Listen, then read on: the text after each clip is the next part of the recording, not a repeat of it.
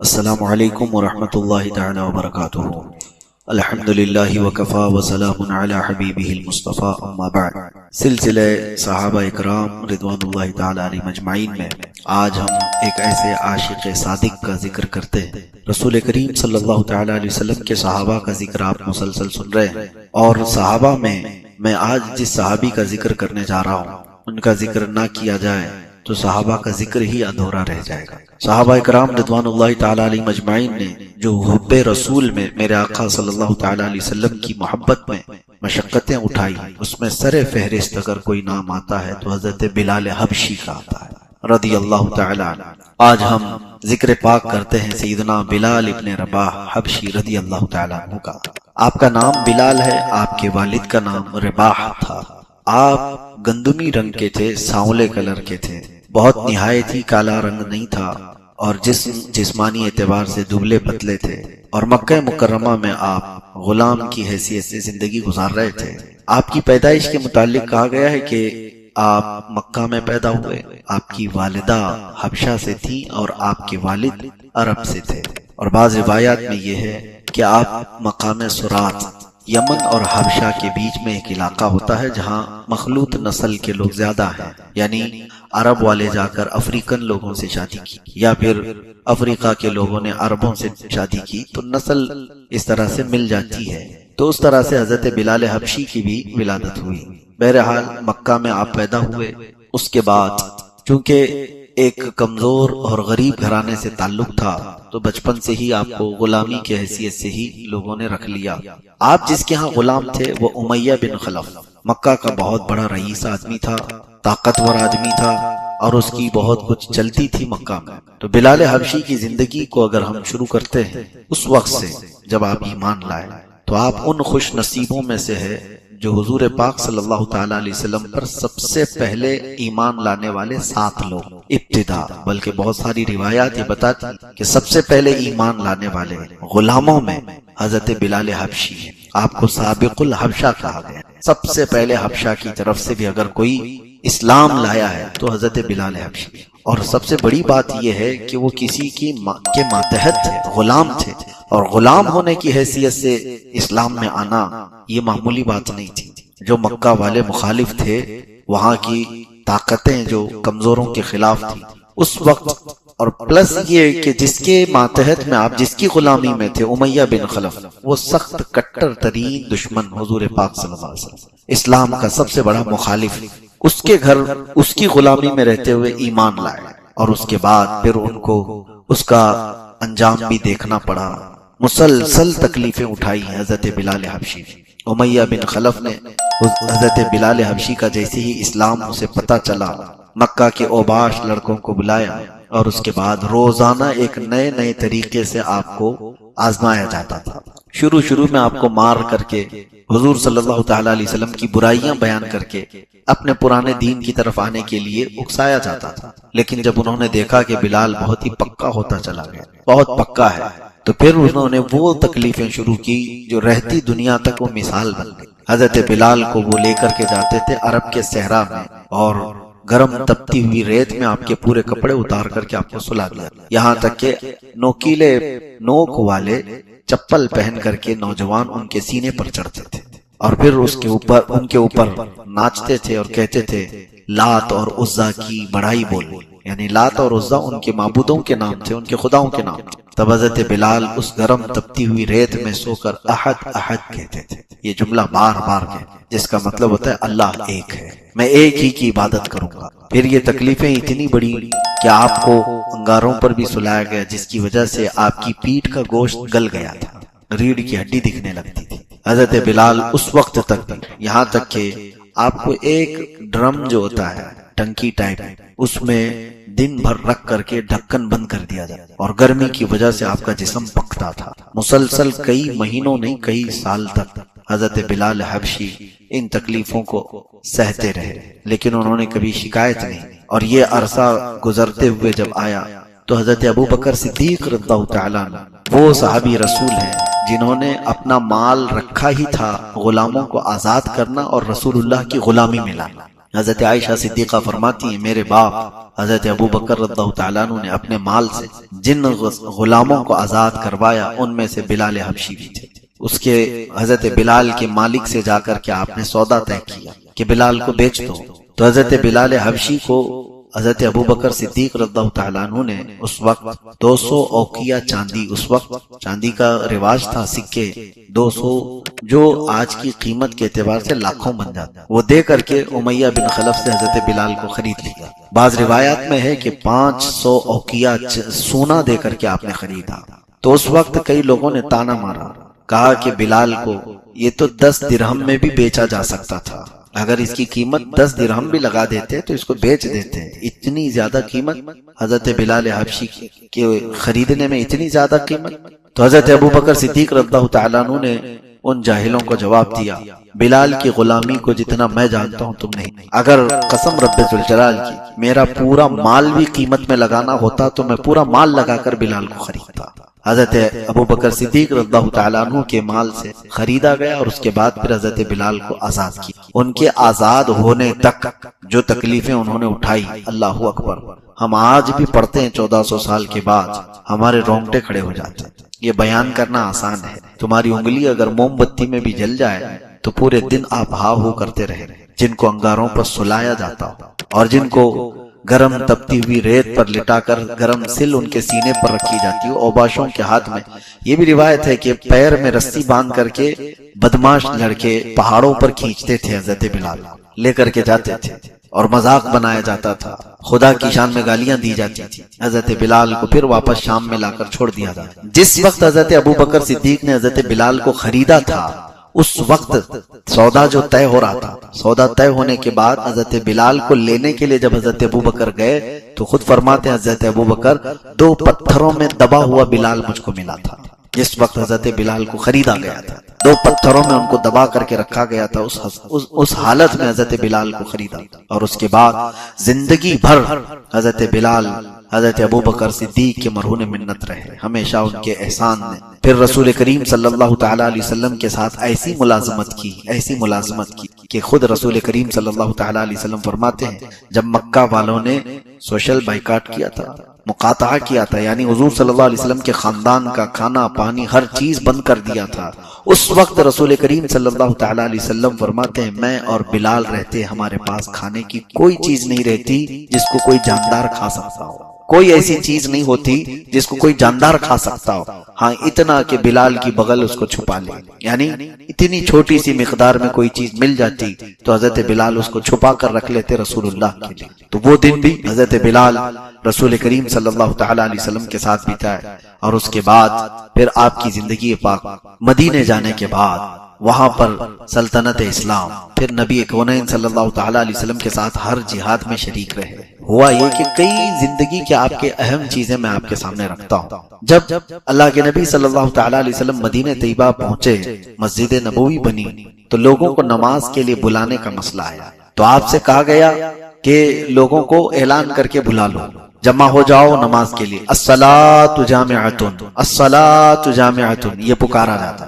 تو پھر ایک دن بیٹھے عبداللہ بن زید ایک صحابی ہیں، انہوں نے خواب میں دیکھا کہ ان کو یہ کلمات سنائے جا رہے ہیں، اللہ اکبر اللہ اکبر اللہ اکبر اللہ اکبر، اشہد ان لا الہ الا اللہ اشہد ان لا الہ الا اللہ، اذان کے کلمات۔ دوسرے دن وہ آ کر محفل رسول میں عرض کرتے ہیں یا رسول اللہ صلی اللہ تعالی علیہ وسلم، میں نے خواب میں یہ کلمات سنے ہیں، کیا یہ کلمات کے ذریعے سے لوگوں کو نماز کے لیے نہ بلایا جائے؟ یہ ابھی وہ بیان کر رہے تھے کہ حضرت عمر فاروق رضی اللہ تعالیٰ عنہ کہا یا رسول اللہ صلی اللہ تعالیٰ علیہ وسلم، ہو بہو یہی کلمات میں نے خواب میں، یہی بات چل رہی تھی کہ جبرائیل امین وہی لے کر کے بھی آ گیا۔ اللہ کے نبی صلی اللہ تعالیٰ علیہ وسلم کو حکم دیا گیا کہ آپ لوگوں کو بلانے کے لیے ان کلمات کو دہرائیں۔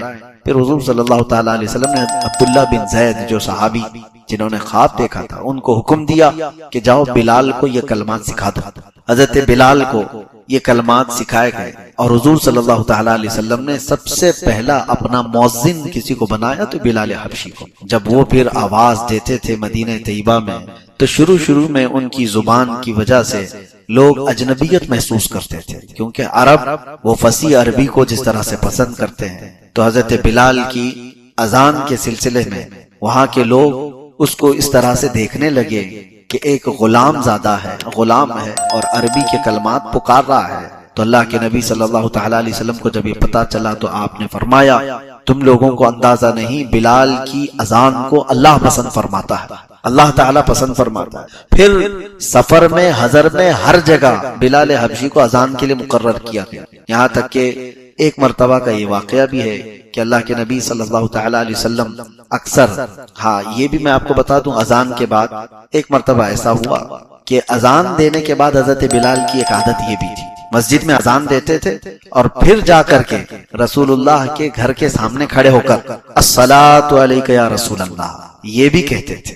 یہ سنیوں کا طریقہ رہا ہے، مسجدوں میں بھی اذان کے بعد جماعت ہونے سے پہلے ہمارے یہاں صلاۃ پکاری جاتی ہے۔ یہ حضرت بلال حبشی اذان دے کر کے رسول اللہ کے حجرے کے پاس جا کر کھڑے ہوتے تھے اور حضور پر سلام بھیجتے تھے۔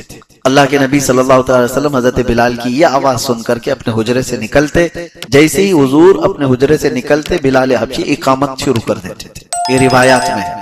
اور ایک مرتبہ ایسا ہوا کہ حضور پاک صلی اللہ ہاں یہ بھی روایت ہے کہ گھر کے پاس کھڑے ہوتے تھے حضور کے اور حی علی الصلاۃ حی علی الفلاح الصلاۃ علیک یا رسول اللہ، یعنی حضور کو بلانے کے لیے الگ کلمات، یا رسول اللہ نماز کے لیے آ جائیے، کامیابی کے لیے آ جائیے۔ حضور مسکراتے تھے ان کے ان الفاظ کو۔ ایک بار یہ ہوا کہ عشاء کی اذان ہو چکی اور نبی پاک صلی اللہ تعالی علیہ وسلم حجرے سے باہر نہیں ہے، تو بہت دیر انتظار ہوا، تو حضرت بلال حبشی ان سے کہا گیا کہ نہیں، رسول کریم صلی اللہ علیہ وسلم سوئے ہوئے ہیں، آرام فرما۔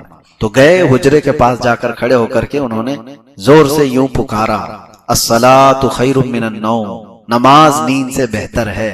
پھر کہا نماز نیند سے بہتر، حضور تشریف لیا، کہا بلال کیا ہی عمدہ کلمات تم نے بیان کی، کیا ہی اچھا ہو کہ یہ کلمات ہر دن فجر میں اذان کے ساتھ شامل کیے جائیں۔ یہ حضرت بلال کے کلمات سے الصلاۃ خیر من النوم ہم جو کہتے ہیں فجر میں، یہ حضرت بلال نے حضور پاک صلی اللہ تعالی علیہ وسلم کی بارگاہ میں بڑے ادب سے عرض کیے تھے اور حضور نے اس کو پسند فرمایا اور اذان میں ہمیشہ کے لیے شامل کیا۔ ایک مرتبہ سفر میں رسول پاک صلی اللہ تعالی علیہ وسلم نے فرمایا بلال ہماری نماز کی حفاظت کرنا، رات ہو گئی تھی اور فجر میں اٹھنا تھا، جیسے ہم آپ کو بول کر کے سوئیں، آپ ہم کو بول کر کے سوئیں، رسول پاک صلی اللہ تعالی علیہ وسلم آرام کرنا ہوتا تو بلال حبشی کو بول کے سوتے کہ بلال ہماری نماز کی حفاظت کرنا۔ تو حضرت بلال مسلسل جھاگتے رہتے، حضور پاک صلی اللہ تعالی علیہ وسلم کی فجر کے لیے تیاری کرنی، لیکن سفر میں تھے۔ ہوا یہ کہ سارے یہ خیبر سے لوٹنے کے وقت حضور پاک صلی اللہ علیہ وسلم آرام فرمائے اور سارے صحابہ کو بھی نیند لگ گئی۔ حضرت بلال فجر کا انتظار کرتے رہے اور ایک اونٹنی کے کجاوے سے ٹیک لگائے، فجر کے عین وقت ان کو بھی آنکھ لگ گئی، وہ بھی سو گئے، یہاں تک کہ وقت اتنا ہو گیا کہ سورج نکل آیا اور روشنی پھیل گئی۔ سب سے پہلے پھر میرے آقا صلی اللہ تعالی علیہ وسلم بیدار ہوئے اور پھر حضور اکرم صلی اللہ تعالی علیہ وسلم نے بلال کو پکارا، کہاں ہے بلال؟ حضرت بلال بالکل جھنجھلا کر کے اٹھ گئے اور کہا ہائے افسوس، میں نماز کی حفاظت نہیں کر سکتا۔ اور سارے صحابہ اٹھ گئے کہ ہم سے کیا ہو گیا۔ اللہ کے نبی صلی اللہ تعالی علیہ وسلم نے افسوس کیا اور کہا جلد سے جلد اس جگہ کو چھوڑو، جلدی اس جگہ سے نکل جاؤ۔ حضور پاک صلی اللہ تعالی علیہ وسلم اس جگہ سے نکلے۔ یہ پہلی یہ قضا کی طریقے کو دکھانا مقصود ہے، ورنہ نبی پاک کی نماز کیا قضا ہو، وہ صاحب شرع ہے۔ حضور پاک صلی اللہ تعالی علیہ وسلم آکے سفر پر گئے اور سورج بلند ہونے کے بعد پھر حضرت بلال سے کہا اذان دو اور اقامت کہو، اور اس کے بعد پھر جماعت سے میرے آقا نے وہ قضا نماز بھی پڑھائی فجر کی۔ تو اس کے بعد اللہ کے نبی صلی اللہ علیہ وسلم نے فرمایا جس سے نماز چھوٹ گئی جیسے یاد آئے فوراً اپنی نماز کو قضا کر لے۔ یہ امت کے درس کے لیے تھا۔ کوئی اگر یہ کہے کہ حضور سے بھی نماز چھوٹتی تھی، ہمارا کیا ہے، معاذ اللہ رب العالمین۔ بعض فقہاء کرام نے فرمایا اس طرح اگر تحقیر میں یا طعن میں کسی نے یہ بات کہی تو وہ کافر ہو جائے۔ نبی آخر الزمان صلی اللہ تعالی علیہ وسلم نماز وہ جس طرح سے آپ کی قضا ہوئی، جو کچھ بھی ہوتا تھا وہ منشاء الہی سے ہوتا تھا، امت کو درس دینے کے لیے کہ اگر قضا ہو تو تمہیں کیا کرنا ہے۔ بہرحال اس میں حضرت بلال حبشی تھے اور آپ کا ایک بہت اہم کام بھی تھا۔ نجاشی بادشاہ جو ہے اس نے 3 نیزے حضور کو ہدیتاً دیا تھا۔ ایک رسول پاک صلی اللہ علیہ وسلم نے اپنے پاس رکھ لیا، ایک حضرت عمر نے لے لیا، ایک حضرت علی نے لے لیا۔ نیزے یہ حبشہ سے آئے ہوئے تھے، نجاشی بادشاہ جو ایمان لائے تھے حضور پر، اور جو رسول اللہ صلی اللہ علیہ وسلم کے پاس نیزہ تھا وہ نیزہ ہمیشہ حضرت بلال لے کر آگے آگے چلتے تھے، اور جب بھی حضور صلی اللہ تعالی علیہ وسلم عید پڑھانے جاتے سارے مدینے والے سب سے پہلے حضرت بلال کو دیکھتے تھے کہ بلال اگر آگے نیزہ لے کر کے جا رہے ہیں تو اس کا مطلب ہے رسول اللہ آ رہے ہیں، یہ علامت ہوتی تھی۔ اور حضرت بلال سیدھے جا کر کے وہ نیزہ میدان میں گاڑ دیتے تھے، اور اس کے پاس ہی میرے آقا صلی اللہ علیہ وسلم عید کی نماز پڑھاتے تھے۔ حضرت بلال حبشی رضی اللہ تعالیٰ عنہ کے متعلق میرے عزیزو ایک بار ایسی بات ہوئی کہ ایک صحابی حضرت بلال سے ان کی تکرار ہو گئی، حضرت ابو ذر، ان کی بحث ہو گئی، اور بحث ہوتے ہی انہوں نے صرف اتنا کہا کالی عورت کے بیٹے، یا ابن ام السودا، یعنی کالی عورت کے بیٹے۔ تو حضرت بلال کے دل پر یہ بات تھوڑی لگی، انہوں نے رسول اللہ صلی اللہ تعالی علیہ وسلم کی بارگاہ میں جا کر کہا یا رسول اللہ صلی اللہ علیہ وسلم، میرے ساتھی نے مجھے اس طرح سے طعن کیا، کالی ماں کے بیٹے۔ تو حضور پاک صلی اللہ تعالی علیہ وسلم اتنے جلال میں باہر تشریف لائے تھے کہ صحابہ سب کے سب حیرت زدہ تھے، ڈرے ہوئے تھے۔ حضور نے ان کو بلایا اور کہا افیک الجاہلیہ، ابھی تمہارے اندر زمانے جاہلیت کی بدبو آ رہی ہے؟ 3 بار حضور نے فرمایا، اور اس کے بعد واپس حضور چلے گئے۔ اس صحابی کو اتنا دکھ پہنچا جنہوں نے حضرت بلال کو یہ کہا تھا، ان کو احساس ہوا، ندامت ہوئی۔ اس کے بعد آتے ہیں حضرت بلال کا ہاتھ پکڑ کر اور مسجد نبوی میں اندر آ کر لیٹ جاتے ہیں اور کہتے ہیں بلال مجھ سے خطا ہوئی، میں نے تکرار میں اور انجانے میں تم کو اس طرح کا جملہ کہا، اور رسول اللہ کی ناراضگی مجھے برداشت نہیں ہے، تم کو کالا کہنے سے میرے نبی ناراض ہیں، لہٰذا تم مجھے معاف کرو۔ اور معاف کرنے کا طریقہ یہ ہے کہ تم اپنا یہ کالا پیر میرے چہرے پر رگڑ دو، میں نیچے لیٹتا ہوں، تم اپنا پیر میرے چہرے پر رکھو۔ حضرت بلال نے فوراً ان کو اٹھا لیا اور کہا نہیں، جس کے تم غلام ہو اس کا میں بھی غلام، میرا پیر تمہارے چہرے پر نہیں ہوگا۔ اور دونوں سینہ آپس میں لگائے۔ یہ اللہ کے نبی صلی اللہ تعالی علیہ وسلم نے حضرت بلال کی فضیلت ایک جگہ نہیں کئی مرتبہ بیان فرمائی، جب وہ اذان دیتے تھے اس وقت، جب یہ تکرار ہوئی اس وقت۔ اور ایک بات میں آپ کو بتاتا ہوں، حضرت بلال رضی اللہ تعالیٰ عنہ کا جو مقام و مرتبہ ہے، زندگی بھر رسول اللہ صلی اللہ تعالی علیہ وسلم کی معیت میں اذان دیتے رہے۔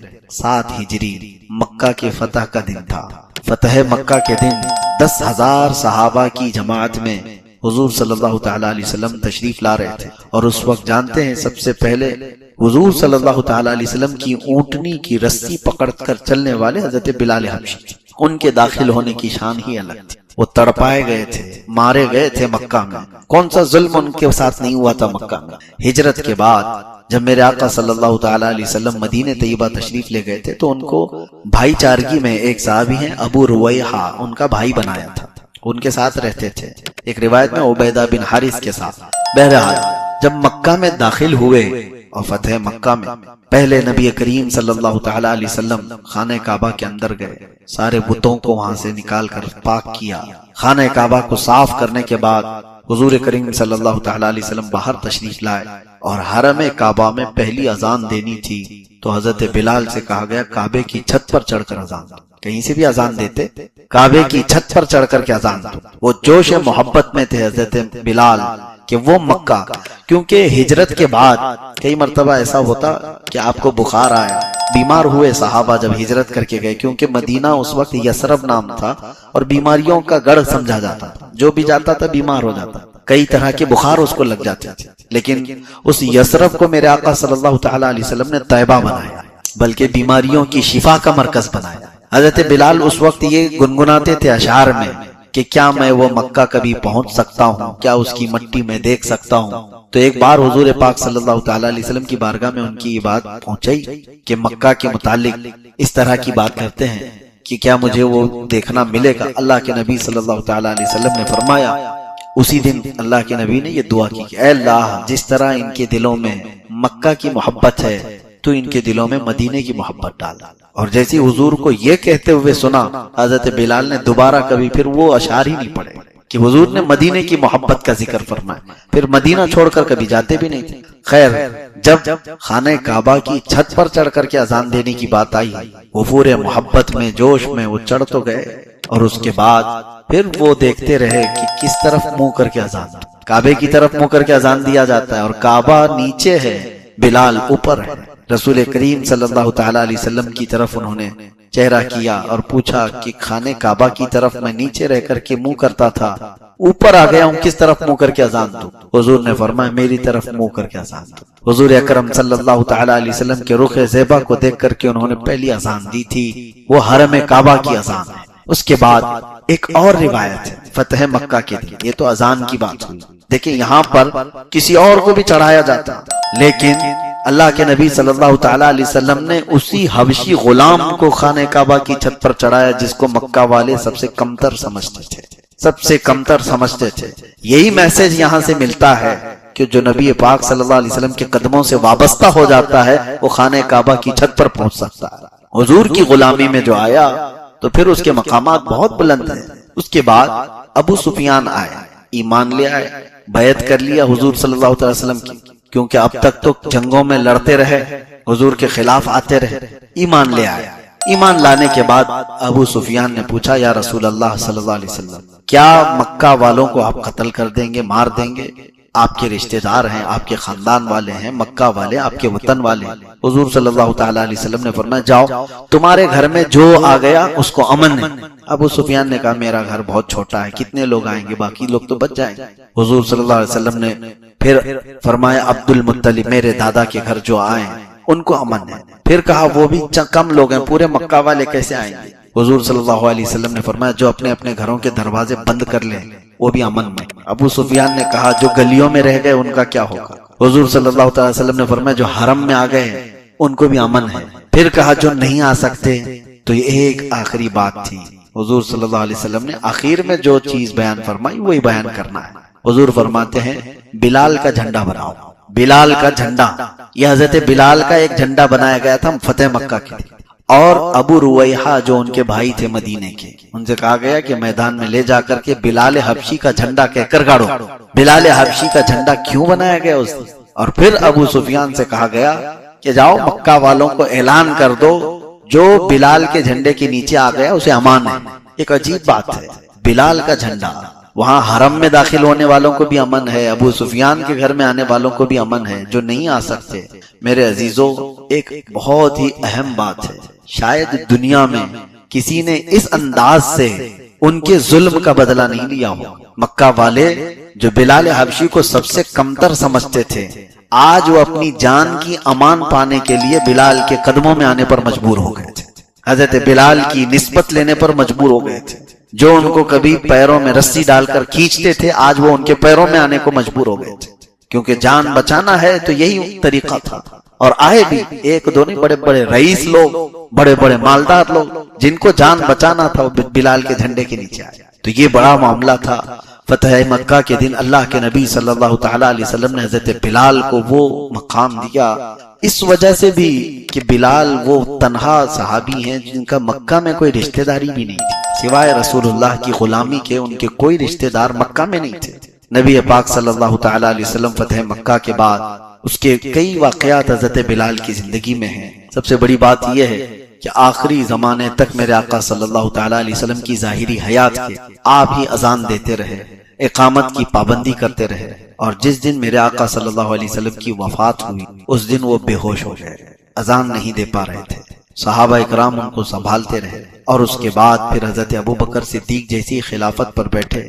حضرت بلال نے کہا کہ آپ کا بڑا احسان ہے مجھ پر، آپ کا بڑا احسان ہے، آپ نے مجھے آزاد کروایا، اگر آپ آزاد کرنے کے بدلے مجھے کچھ بھی حکم دیں تو میں تو مانوں گا، لیکن اگر آپ نے اللہ اس کے رسول کی رضا کے لیے مجھے آزاد کرایا تو مجھے اب تنہا جینے کا اختیار دیا جائے، مجھے اذان دینے پر مجبور نہ کیا جائے۔ تو آپ کو آزاد رکھا گیا کہ آپ کی جیسی مرضی۔ پھر وہ وقت آیا کہ آپ مدینہ طیبہ سے نکل کر کے جا رہے تھے یہ کہتے ہوئے کہ مجھے جہاد میں بھیجا جائے، کہ رسول اللہ صلی اللہ علیہ وسلم کے بعد زندگی جینے کا کوئی مزہ نہیں، میں شہید ہونا چاہتا ہوں، ملک شام مجھے بھیجا جائے۔ تو حضرت ابوبکر نے ان سے کہا تھا کہ اے بلال، میری عمر کا آخری حصہ ہے، میں چاہتا ہوں کہ جیسے رسول اللہ کے قریب تم رہے، تمہیں دیکھ کر کے مجھے میرے مصطفیٰ کی یاد آتی، تم میرے ارد گرد رہو۔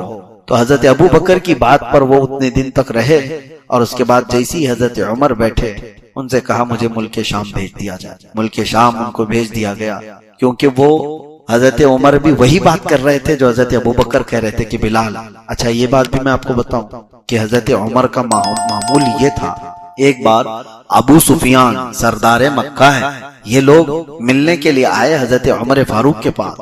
اسی وقت حضرت بلال، حضرت مقداد، حضرت صہیب یہ لوگ بھی آئے. اور اس وقت جب وہ بڑے رئیس آئے اور ادھر غلام زادے آئے، حضرت عمر نے کہا پہلے بلال کو بلاؤ، امیر المومنین پہلے ان کو بلاؤ. تو ابو سفیان اور دوسرے لوگوں نے یہ بات بھی کہی تھی، بڑے بڑے سرداروں کو چھوڑ دیا گیا اور ہمارے سامنے کے غلاموں کو خلیفہ وقت بلا کر بات کر رہے ہیں. تو ان کے ہی ساتھیوں میں سے کسی نے یہ بھی کہا کہ اس چیز کو ذکر کرنا فضول ہے، بلال وہ شخص ہے جب رسول اللہ ہمیں دین کی دعوت دے رہے تھے، ہم ان کو مار رہے تھے اور یہ رسول اللہ کے قدموں میں بیٹھے ہوئے، ان کا حق ہے.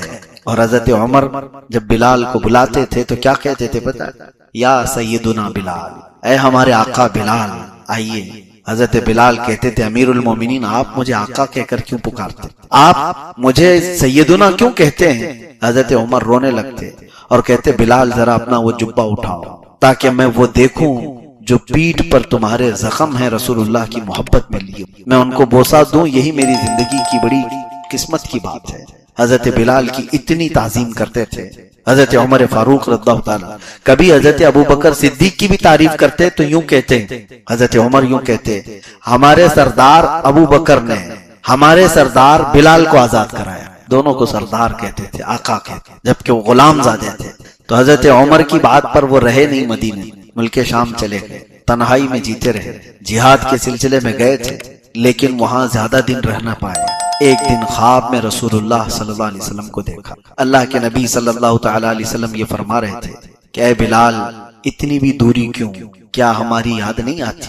تڑپ کر کے اٹھ بیٹھے، بستر کو چھوڑ دیا. اللہ کے نبی صلی اللہ علیہ وسلم کو جیسے ہی خواب میں دیکھا، ملک شام سے ایسا سفر کیا انہوں نے، نہ پہاڑوں کو دیکھا نہ صحراؤں کو دیکھا، مدینے کی طرف وہ رواں دواں ہوئے اور کئی دن کی مشقتوں کے سفر کے بعد مدینے پہنچے تو سیدھے پوچھتے تھے کہ این رسول اللہ، اللہ کے رسول کہاں ہیں، اللہ کے رسول کہاں ہیں؟ تو وہ وارفتگی میں، محبت میں، اور پھر جب روضہ رسول کے پاس جاتے تو بے ہوش ہو کر گر جاتے، غش کھا کر گرتے، لوگ ان کا انتظار کرتے، ہوش میں آتے، ان کو اٹھایا جاتا.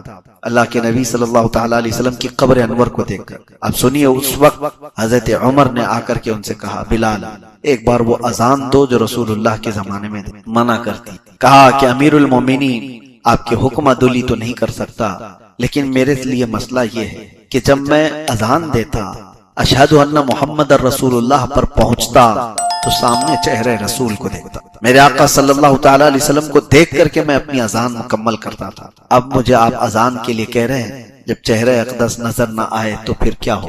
کئی صحابہ نے اصرار کیا تو انہوں نے اذان دینے سے منع کی. اسی اثنا میں حسنین کریمین کو بھی پتا چلا کہ بلال آئے. امام حسن اور امام حسین رضی اللہ تعالیٰ دوڑتے ہوئے وہ مسجد نبوی میں آئے. جیسے ہی ان کو دیکھا حضرت بلال لپک کر کے ان کے سامنے جھک گئے اور کہا ظاہر سی بات ہے شباہت تھی رسول اللہ کی ان کے چہروں میں، نبی کونین صلی اللہ تعالی علیہ وسلم کی آل تھی. انہیں چوم ہی رہے تھے کہ دونوں نواسائے رسول نے حضرت بلال سے کہا اے بلال وہ اذان دو جو رسول اللہ کے زمانے میں دیتے. حضرت بلال نے اب منع نہیں کی، چڑھ گئے میزنا پر جہاں سے اذان دیتے تھے، اور جیسے ہی حضرت بلال نے اذان کی آواز شروع کی، فرمایا گیا روایات میں ہے گھر کی عورتیں باہر سے نکل گئی. مدینہ طیبہ میں سب ایک آواز اور سارے لوگ دوڑتے ہوئے مسجد نبوی کی طرف بھاگ رہے تھے. عورتیں گھروں سے نکل کر کے آواز جیسی سنی، ایک جملہ کہہ رہی تھی ابعث رسول اللہ، کہ اللہ کے رسول دوبارہ آ چکے. اس آواز کو سنتے ہی ہر کوئی کہہ رہا تھا کہ اللہ کے رسول دوبارہ آ گئے. آواز میں وہ جاذبیت تھی، آواز میں وہ اثر تھا کہ وہ نبی پاک صلی اللہ علیہ وسلم کا زمانہ یاد دلاتی. اس کے بعد حضرت بلال اشہد ان محمد رسول اللہ تک پہنچے تھے. پورا مدینہ جمع ہو گیا، پورا مدینہ ان کے اطراف تھا، اور جیسے ہی وہ وہاں پہنچے وہ لڑکھڑا کر کے زمین پر گر گئے. صحابہ اکرام رضوان اللہ تعالی علیہ مجمعین کہتے ہیں رسول اللہ صلی اللہ علیہ وسلم کی وفات کے وقت جتنا مدینے والے روئے تھے اور اس کے بعد بلال کی اذان پر جتنا روئے، مدینہ اتنا کبھی نہیں رویا تھا. حضرت بلال کی اذان پر پورا مدینہ رو پڑا تھا، کیونکہ وہ زمانہ پھر سے یاد آ گیا تھا جو چہکتی اور مہکتی فضاؤں میں میرے آقا کے ارد گرد صحابہ اکرام کا جھرمٹ ہوتا، مسجد نبوی کی وہ رونقیں تھی، میرے آقا صلی اللہ تعالی علیہ وسلم کی محفلیں تھی. وہی بزم ہے، وہی دھوم ہے، وہی عاشقوں کا ہجوم ہے. ہے کمی تو بس میرے حضور کی، حضور پاک صلی اللہ تعالی علیہ وسلم کی وہاں پر تشریف آوری نہ ہوتی دیکھتے تو پورے مدینے والے گڑ گڑا کر روتے تھے۔ حضرت بلال اس کے بعد زیادہ دن باحیات نہیں، اسی غم میں حضرت بلال حبشی کی وفات ہو۔ رسول کریم صلی اللہ تعالی علیہ وسلم کی یہ جانثار صحابی، اللہ کے نبی صلی اللہ تعالی علیہ وسلم کے ہمہ وقت ساتھ رہنے والے، جانتے ہو ایک بار میرے آقا نے کیا فرمایا؟ ایک صاحب اپنی بیٹی کے نکاح کے لیے آئے تھے حضور کے پاس، کہا یا رسول اللہ فلاں صاحب سے میری بیٹی کا نکاح کر دیا۔ حضور نے فرمایا بلال کے بارے میں کیا خیال ہے؟ انہوں نے کہا پھر فلاں شخص کے ساتھ میری بیٹی کا نکاح کر دیا۔ حضور نے فرمایا بلال کے بارے میں کیا خیال ہے تمہارا؟ انہوں نے تیسری بار کہا۔ حضور صلی اللہ تعالی علیہ وسلم نے پھر فرمایا بلال کے بارے میں کیا خیال ہے تمہارا؟ اب وہ کچھ نہ کہہ سکے، ظاہر سی بات ہے، 2 بار 3 بار کوئی اپنی بیٹی کے لیے دوسری بات پوچھ رہا ہے تو اس کو کہیں دینے کا ارادہ ہوگا، لیکن جب رسول اللہ صلی اللہ علیہ وسلم سے 3 بار سنا تو پوچھا بلال میں ایسا کیا ہے؟ اللہ کے نبی صلی اللہ علیہ وسلم نے فرمایا میں نے جنت میں مجھ سے آگے بلال کے قدموں کی آہٹ سنی، بلال کے قدموں کی آہٹ میں نے جنت میں سنی ہے۔ یہ بات سنتے حضرت ابوبکر صدیق نے کیا کہا تھا پتہ ہے؟ حضرت ابوبکر کہتے کاش میرا باپ بلال کا باپ ہوتا، میری ماں بلال کی ماں ہوتی، جو فضیلت بلال کو ملی ہو مجھے مل گئی ہوتی۔ اللہ کے رسول نے فرمایا کہ مجھ سے آگے میں نے بلال کے قدموں کی آہٹ جنت میں سنی۔ یہ حضرت بلال سے پوچھا بھی گیا تھا کہ آپ ایسا کیا کرتے ہو؟ کیا آپ کی آواز، قدموں کی آواز جنت میں آتی ہے؟ حضرت بلال نے جو کہا وہ آپ سب کے لیے بھی ہمارے لیے بھی، وہ کہتے ہیں ہر اذان کے بعد میں 2 رکعت نفل پڑھ لیتا اور کبھی بغیر وضو کے رہتا نہیں، جس وقت وضو ٹوٹے میں فوراً وضو کرتا۔ تو یہی عمل انہوں نے بتایا۔ اللہ کے نبی صلی اللہ تعالی علیہ وسلم نے ان کی فضیلت میں جب یہ بیان فرمایا دنیا میں کہ ان کے قدموں کی آہٹ جنت میں سنی۔ میرے عزیزو، ایک وہ صحابی ہیں حضرت بلال جن پر ساری امت کا اتفاق ہے۔ صحابہ اکرام کو گالیاں دینے والے شیعہ بھی حضرت بلال کی صحابیت کا انکار نہیں کرتے۔ حضرت بلال رضی اللہ تعالیٰ عنہ کی، حالانکہ اکثر صحابہ کو سب و شتم کرتے ہیں، ان کو مانتے نہیں، خلفائے راشدین میں سے اکثر کو، لیکن حضرت بلال کے متعلق شیعہ جماعت کا بھی اتفاق ہے کہ رسول اللہ صلی اللہ تعالیٰ علیہ وسلم کا ایسا جانثار صحابی، اللہ تبارک و تعالیٰ ان کی تربت پر کروڑوں رحمتیں نازل فرمائے۔ بلال جیسا عشق ہو تو پھر چاند بھی رشک کرنے لگ جائے، اور غلامی ہو تو ایسی غلامی ہو جس پر پوری دنیا کو ناز ہو۔ اللہ کے نبی صلی اللہ تعالیٰ علیہ وسلم کے دربار کی نوکری وہ دنیا بھر کے بادشاہت سے بہتر ہے۔ میرے آقا صلی اللہ تعالیٰ علیہ وسلم کی بارگاہ میں حضرت بلال پہنچ کر کس مقام پر پہنچے؟ میرے عزیزو، حضور کی محبت میں کھایا ہوا ایک زخم بھی رائے گا نہیں جاتا۔ ایک بات یاد رکھو، محبت مصطفیٰ میں ملے ہوئے زخم تمہیں آسمان کی بلندیوں پر لے جاتے ہیں۔ اسی لیے میرے مرشد حضور تاج الشریعہ بدر الطریقہ رحمۃ اللہ تعالیٰ علیہ فرماتے ہیں بلہوس سن سیم و زر کی بندگی اچھی نہیں، ان کے در کی بھیک اچھی سروری اچھی نہیں، ان کے در کی بھیک اچھی سروری اچھی نہیں۔ اللہ تعالیٰ بلال حبشی کے قدموں میں ہمیں حشر عطا فرمائے، قیامت کے دن ان کی محبت میں اللہ تبارک و تعالیٰ اسی جماعت میں ہمارا حشر فرمائے۔ وآخر دعوانا ان